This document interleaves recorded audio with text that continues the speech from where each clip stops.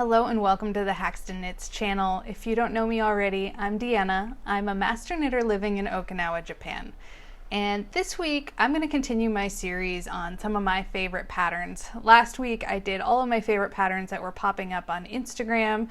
So if you want to see that episode, I will put the card above.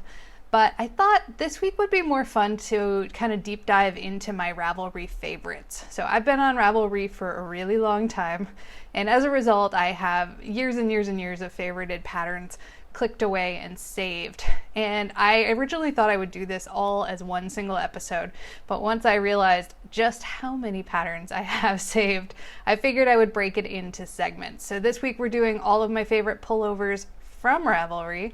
And then I have just a fun little updated section for life in Okinawa. Good news for you guys, I'm back on day shift for my real job, my day job. And that means I have more time to get out and explore. So this week I went out to the Chinen Castle ruins, and I'll tell you all about that and a little bit about some of the sacred sites here on Okinawa. Specifically, I'll be talking about a place called Sefu Utaki. All right, guys, let's get started.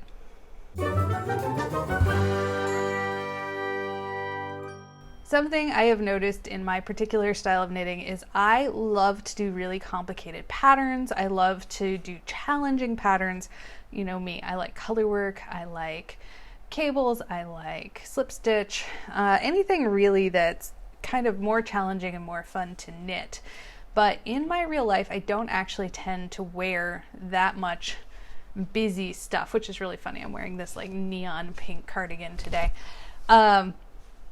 But yeah, I really actually do prefer to wear pretty simple clothes, and you can really see that in my selection this week. Is I've got really busy color work things that I think are going to be fun to knit, and then I also have really simple things that I really think I would enjoy wearing. This is not a top 10 list, but we're going to do it top 10 style. These are in no particular order, but coming in at number 10. I need one of those like fancy graphics. Number 10. No. Number 10 I have is a pattern called Seacross by Becky Baker, and it is this really stunning yoked sweater. And something I love about it particularly is that the color work comes down pretty far. So a lot of the yoke sweaters that you see will pretty much stop the color work right about the point where you separate for your sleeves, and this one carries it down pretty far, and it has these sort of extended bits of color work that drop down lower, and I worry a little bit about the floats in it. So I haven't knit this pattern, but I'm hoping that the designer kind of addresses how to manage floats when there's longer floats at that part of your sweater. But I do think that this would be a good opportunity to employ some like different techniques for managing your floats. I would not probably do just the traditional catching your floats like you do with color work, because if you look, they look like icicles to me, but these sort of icicles that drop down at just below the yoke, those are really far spaced apart, and they're kind of a strong contrast from the actual color of the sweater. So if you were to just catch your floats, those little catches are actually going to peek through just a little bit. And so I think this is a place where you could really benefit from like the jacquard ladder back technique, where you are catching your floats on the back side. I'll see if I can find a good demonstration video on YouTube for that and like put up a card for you. One other option you could do is you could knit the pattern just to where the bulk of the color work ends, and I will throw in a picture. I saw when I was scrolling through the other projects on Ravelry, I saw a few people stopped their color work at that point and didn't put the little icicles in. We're just going to call them icicles because that's what I'm going to call them. But what you could do instead is, stop your color work knitting there, and then afterwards go back and do some duplicate stitch and embroider those on. I think that would be really cute too. It would add a little bit of bulk. So when you duplicate stitch, you are basically adding a second strand. So you have a little bit of a raised area, but you could really kind of go crazy with that and do them in like a really fun contrast color, or even add more duplicate stitch around the diamonds that would pop up a little bit. I think that would be a really fun option.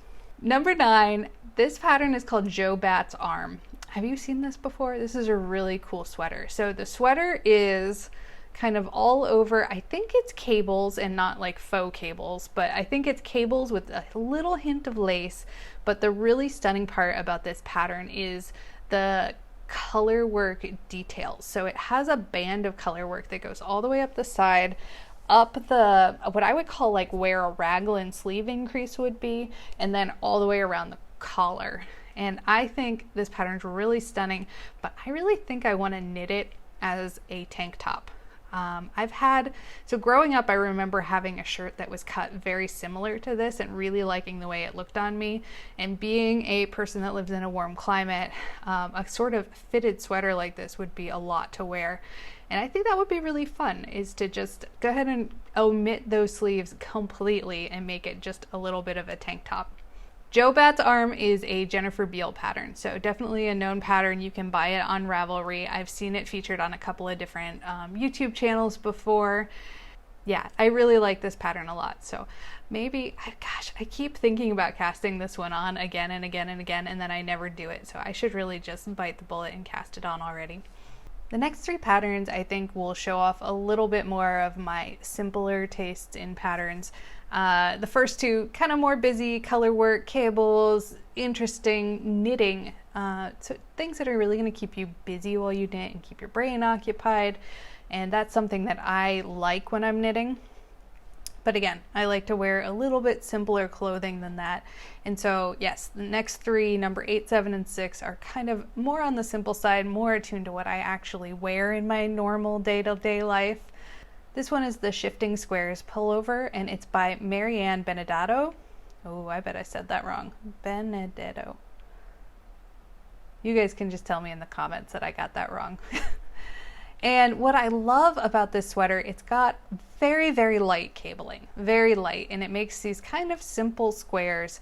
And for me, the winning part of this pattern is just the way it drapes. It's got this very light drapey appearance. The yarn that they use is called Haiku, and it's 100% alpaca. But I think this would also look really nice in like a linen. In fact, I think I have some linen back there in just about the color that they mentioned. I wonder if I have enough. Maybe. So again, very simple pullover. It's got some nice, very simple cables and just a beautiful, beautiful drape. I don't know that you would want to do this in just a woolly yarn like I love so much. I love me some woolly yarns, but I think that would lose some of it. I think maybe like a silk or linen or alpaca, something that has that sort of lighter drape. I think cotton might be too heavy for a pattern like this. But this pattern is available for purchase through Interweave. It is a little bit more expensive. I think you actually buy like the whole series. So it was the Knitwear Fall Winter of 2018. And I think when you purchase it, you're purchasing that whole catalog because I think it's $15 US. Beautiful pattern. Let's move on to number 7. This pattern is called Coda. It's by Olga, and I'm not even going to try to pronounce her last names because I do such a poor job of it.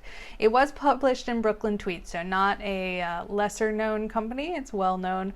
You've probably seen this pattern around. What I love about this pattern, so I think this is a pattern I think I will modify. It has this really lovely simple cable at the raglan shaping, and then it's pretty much plain from there on out. So fairly simple with just a cute little detail to keep it interesting. But the back side of this piece has this really interesting like sideways cable, which means you have to do some sort of sideways construction. So it looks like this little bit of knitting is knit not in the same direction as everything else. And in a few of the project pages I saw, this turned out a little weird, like a little wonky, a little puckery. And so I think if I were going to knit this pattern, I would actually just duplicate the front on the back. So just do the cute little raglan cable shaping on the front and the back, leave out that back swatch altogether, and go from there.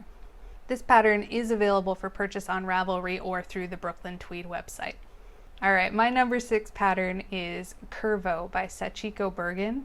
And this is really just the epitome of a beautiful, simple, plain sweater.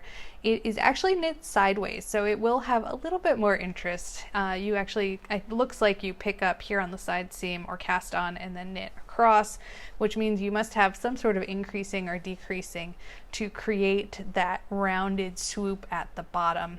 I've knit a couple of sweaters sideways like this. I'm thinking about the sweater I knit for my Knits in Translation knit along. And kind of the nice part about that is you're never stuck on body island. Is body island a word? A lot of patterns, once you get past like the shaping of the armholes, you just kind of hit this like flat stockinette section where you're doing nothing for ages. That's really hard for me to get through. I kind of get really bored. And so patterns like this where you're knitting it sideways, it means that every single row you're going to have like the details of the neck, potentially some of the neck shaping, the details of the bottom hem and some of the hem shaping. So it's still fairly simple, but not boring. So that's something I really love about this pattern. Let's see what yarn they use because it really looks like it's got something fuzzy and soft.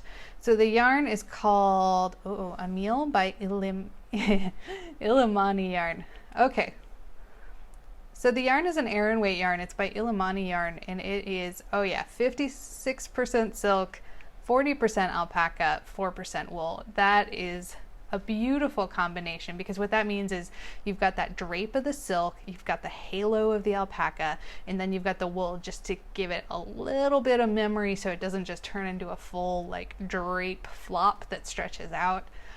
Yeah, I love, love, love this pattern. I love the way it looks.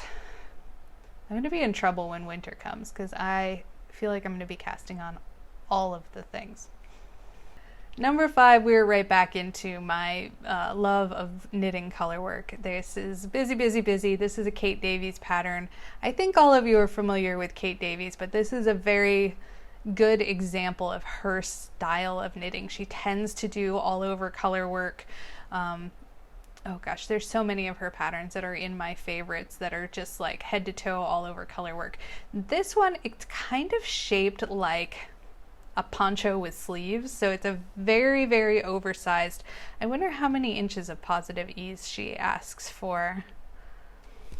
Oh yeah, so the pattern suggests 20 to 32 inches of positive ease. So really, really big, oversized, sort of poncho-y shaped sweater, and then these like really tight fitted forearms, which I think are just super cute. It would be a large project to work on. I kind of think it'd be fun to just knit it as a like a wrap or a shawl and just skip all the sweater part of it altogether. But this is Strathendrick. It's by Kate Davies Designs. It was published in West Highland Way and Kate Davies Designs websites. And you can buy it on Ravelry and on Kate Davies' website. Number 4 is by Julia Farwell-Clay, and this was published in the Pom Pom Quarterly, I think summer 2017. I know for a fact that this pattern I was drawn to solely for the color that the model sweater was knit in. It is this chartreuse, it's like greeny yellow bright color that I absolutely love. I buy yarn in this color frequently. It's just something that I really gravitate towards. I have several patterns in my favorites that are just in this color, and I'm not sure if it's because I actually like the sweater or I just like the color. But this is a very fun pullover. It's got some nice garter details that run down the sides. It's got little bitty pockets and just looks like it would be a fun and simple knit. It would be something comfortable to like just lounge around the house in or like chuck over a t-shirt. I love this pattern. Is there anything more I want to say about that? It is knit in Brooklyn Tweed Shelter, which I sometimes have mixed feelings on. I love the way it looks and I love how light it is, but for me it tends to be hot.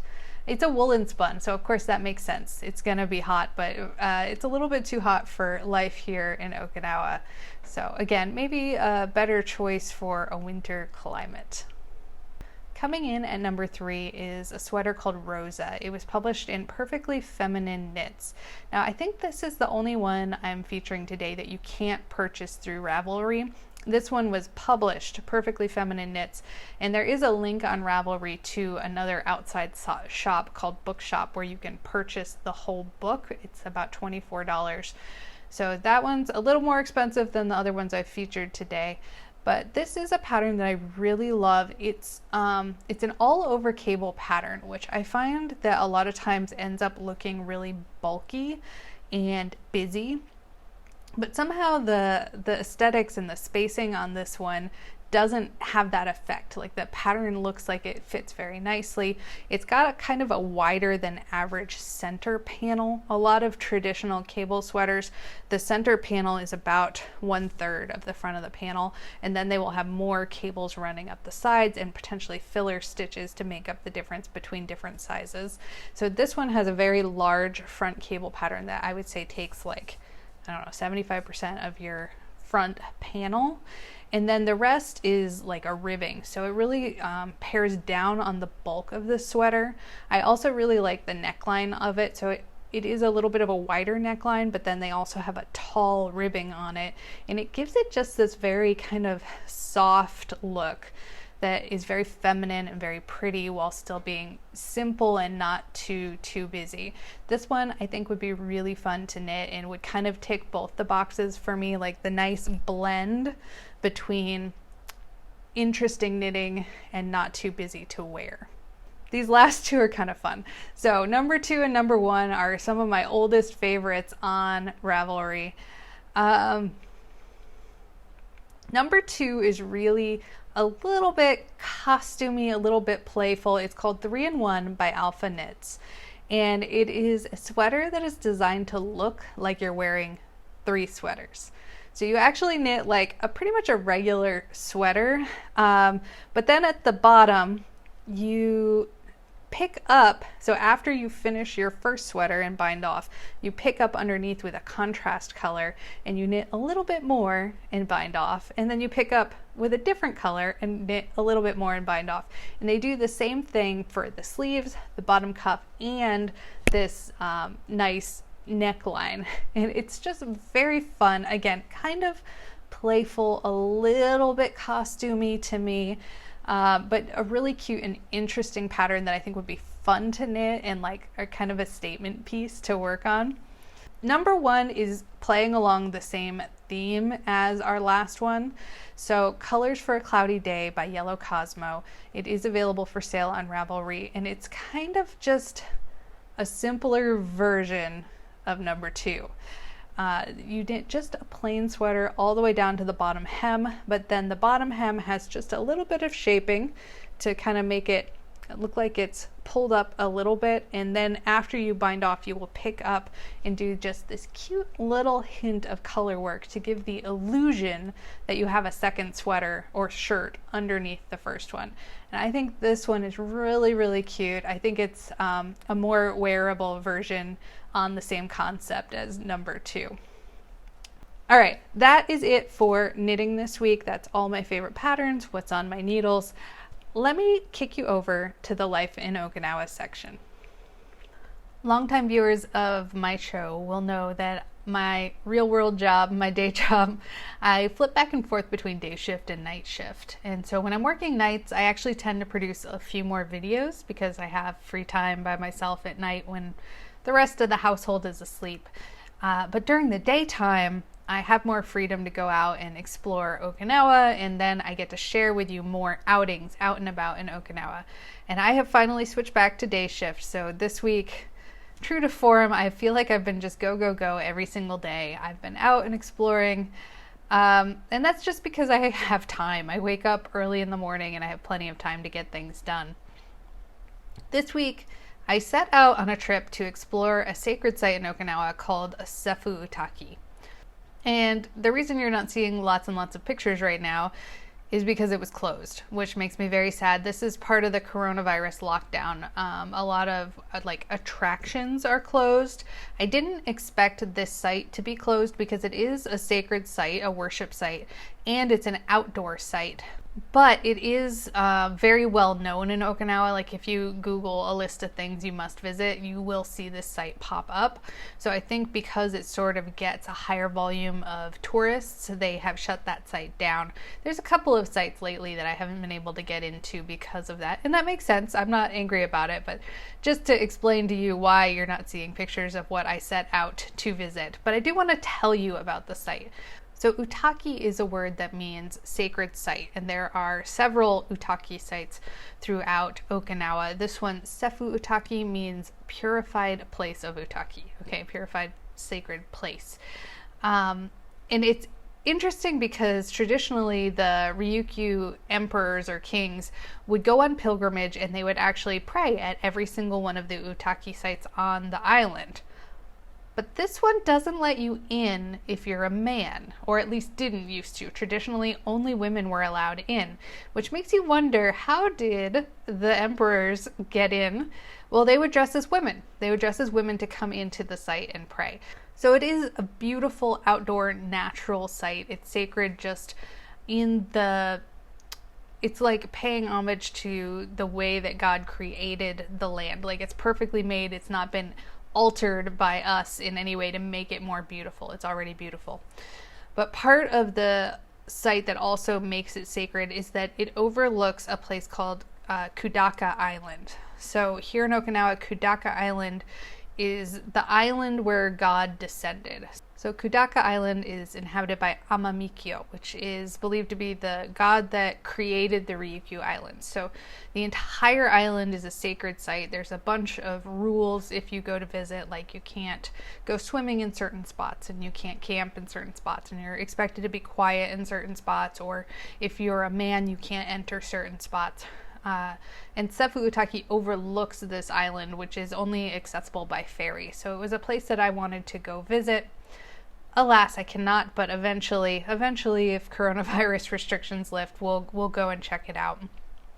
But because I was already way down at this site, I figured I would go ahead and explore other things that were in the area that were open. Sefu Utaki is located on the southeast portion of the island of Okinawa, and I just went ahead and continued down the coast to Cape Chinen. So this area has castle ruins. Like so many areas in Okinawa, there really are a lot of castle ruins that you can explore, but I hadn't heard of this one because I hadn't really visited this part of Okinawa. You know, it's interesting, on my days off I really like to get out into nature and to hike and explore, and the north part of Okinawa is so alluring because it's got the Yambaro forest and it's just got a lot of natural land that I don't really think about going south all that often. South of where I live, there's a lot of city. The whole city of Naha is there. But once you get, you know, kind of onto the coastal regions, it really gets very pretty, very hilly and mountainous. And this Cape Chinen area is no exception. So while I was down in the Cape Chinen area, I visited the castle ruins of that site. There really are a ton of castle ruins here in Okinawa.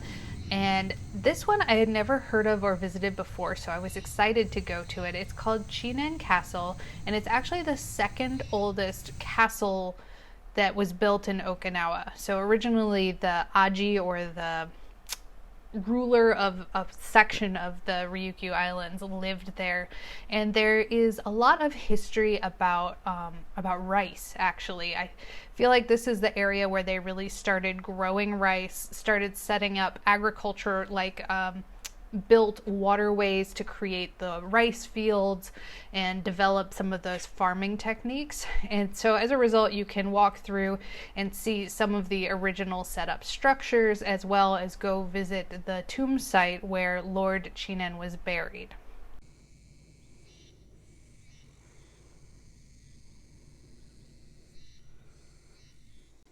So I moved on from where I was just filming because those women came to worship.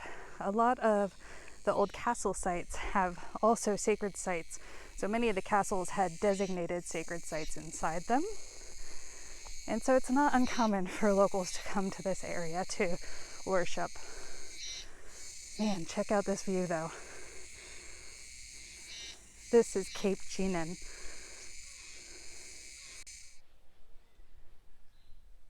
This area is known for rice farming. It was supposed to be the site where rice originally came to this island and started to be grown. So you'll find these small paddy fields throughout. And now they're overgrown with water plants, it looks like, but you can still see the remnants of the systems that were used for growing rice here in this region originally.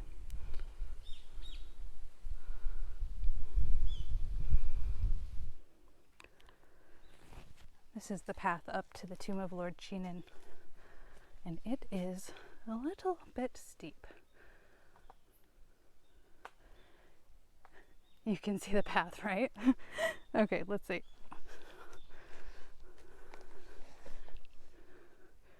There you go. I would love to know more about this site. So this is a series of shrines nestled into a huge outcropping of rock. It goes all the way straight above our head, which makes me a little bit nervous. But it's obvious that there has been some burning here, as you can see by the black stone going up. And whether that was ritual burning or, given this island's history, something to do with World War II, I don't know. Okay guys, I hope you found that interesting this week. As always, you can find me on Instagram and Ravelry as HAXTONKNITS, and I look forward to seeing you next week.